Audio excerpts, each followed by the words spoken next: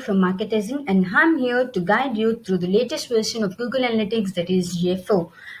I understand that most of the marketers are right now tensed with the latest update of Google with the analytics. So how could we mingle with this, and how can we update our GF3 to GFO, and how can we integrate our present data to GFO? So all this could be solved right now once this course is being completed. So in this course, I'm going to guide you through the entire GFO interface and also the new event measurement model that is being launched in this GFO update. So as we have come across the older versions, we have gone through the classic analytics and then the universal analytics with analytics.js JavaScript library. And then the GA3 that everyone is using right now uses the gtag.js, this is the global site tag.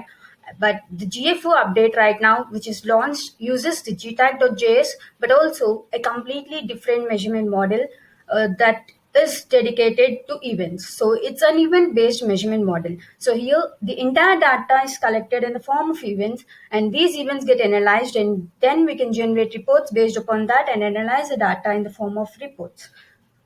So all these reports contain the events. So events are nothing but the actions that the user performs on a website or an app.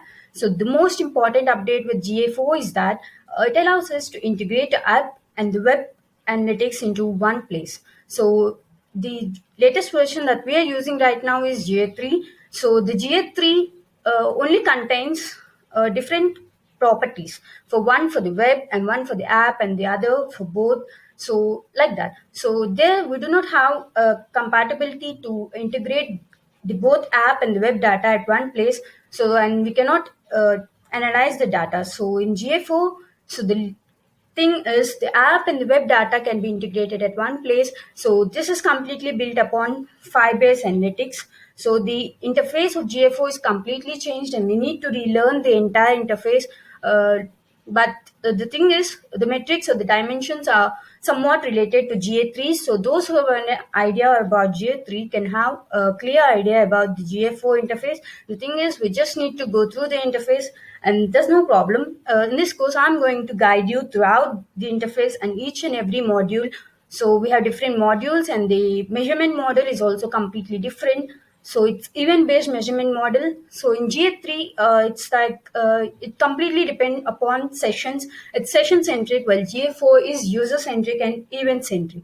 So there would be more specific and analyzed data so that we can have a clear idea about our users. So we all have a dilemma with sessions and users. So sessions is not equal to the users. So this is the thing we have in GA3. So this is being clarified in GA4 update with completely user-centric and event-specific data. So the entire data is sent in the form of events, and these events can be further analyzed. And the most important thing is everyone get confused. They just launch the GFO on the website. So in the further videos, I shall also let you know how to install the GFO on your website along with GA3 parallelly running on your website. So right now we needed completely switch to GFO. So the thing we need to do right now is just get to know and get used to the GFO interface, and also learn the latest updates the GFO keeps on updating. So, and then we'll collaborate both GA3 and GFO and just check out the differences between it and the advantages of GFO right now we have. And in GFO, we also have a lot number of advantages from GA3. So in GA4, it's completely integrated with artificial intelligence. So it provides us a lot of assistance by automatically tracking some events and also sending some automatic parameters. And there is a lot of artificial intelligence which works for us and for our website, and just notes all the events or the specific or the standard predefined events. So there are a lot number of different kinds of events and parameters, and we here also we can send the custom dimensions and the custom metrics, and everything that we do in GA3 can be implemented in GA4, and also we can implement the advanced features that is launched in this new update and the new event measurement model.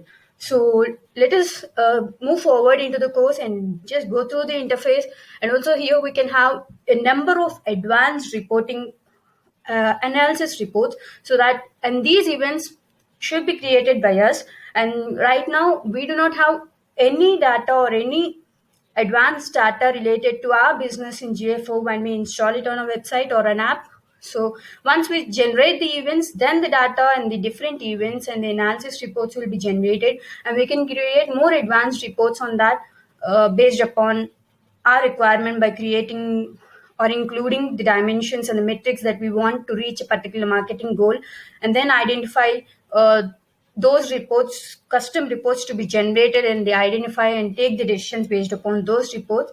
So all this can be done just once we dive into Google Analytics for the latest update without making any more delay.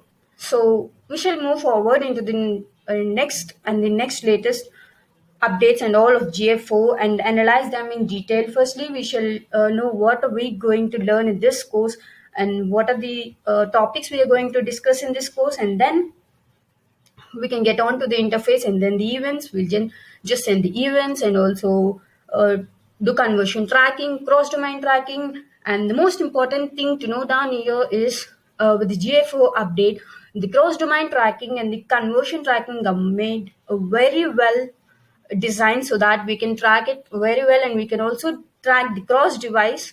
That is, some users might be using a business through an app, and some would be using through websites, so we are unable to integrate it at one place. So here we can integrate at one place, and we can analyze the data.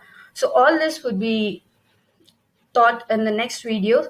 So this to be clear and to have a clear idea about this is nothing but the GA4 is completely or the same as the app plus web property in our GA3. So it just resembles the app plus web property in GA3, and also the new event measurement model that is incorporated in GA4. So let us dive into the course and let us know what